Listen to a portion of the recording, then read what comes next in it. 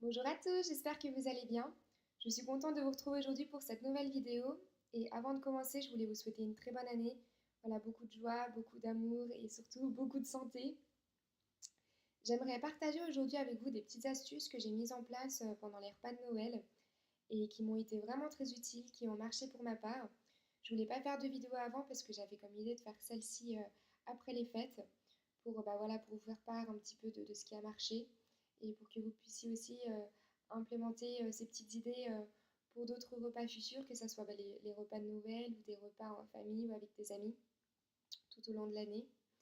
Alors du coup, la première astuce que j'ai mise en place, ça a été de parler avec ma famille de mes inquiétudes que j'avais par rapport à ces fêtes de Noël. Et j'ai commencé à en parler déjà dès novembre. Et le fait d'en parler, de me dire que ces personnes m'écoutaient, que ma famille m'écoutait, eh bien ça me rassurait beaucoup. Donc j'ai déjà un petit peu dédramatisé dès le début. Et puis la deuxième astuce, ça a été que ma famille élabore un menu de Noël, enfin les différents menus de Noël avec moi, en me gardant dans un coin de la tête et en se disant, bon, bah, on va peut-être faire cette année moins lourd parce que Céline vient manger, et on a envie qu'elle passe un bon moment aussi. Donc le fait qu'ils pensent à moi en élaborant le menu, ça m'a, ça m'a vraiment aidé. J'ai appréhendé tous ces repas de manière beaucoup plus sereine. D'ailleurs, merci beaucoup.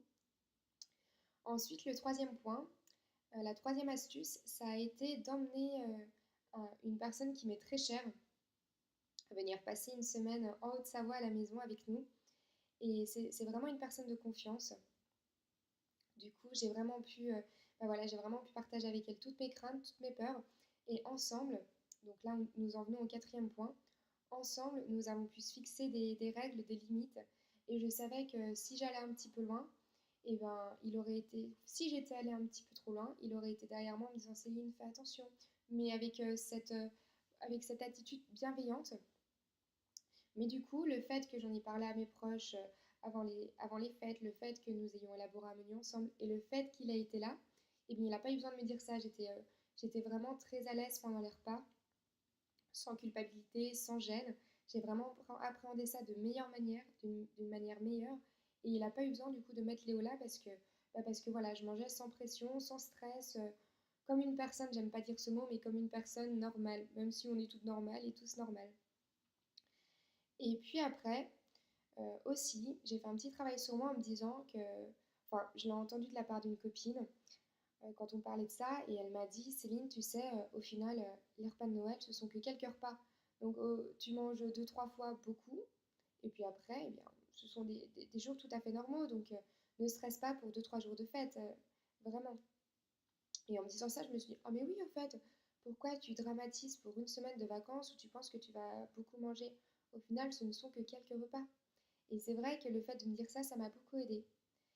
Et pour terminer, j'en viens au sixième point qui est les activités sportives. Du coup, eh bien, j'ai essayé de garder un rythme de vie qui était comme mon rythme de vie à Paris. J'ai pas plus fait de sport, pas moins fait de sport, voilà, une activité physique régulière, une demi-heure à une heure par jour, ou un tout petit peu plus, ça m'a largement suffi. Et là, au final, vous voyez, nous sommes après les fêtes. Et je me souviens que les années auparavant, je culpabilisais beaucoup. Je me disais, oh mais mince, mais qu'est-ce que je vais devoir faire? Je vais devoir jeûner, je vais devoir faire beaucoup plus de sport.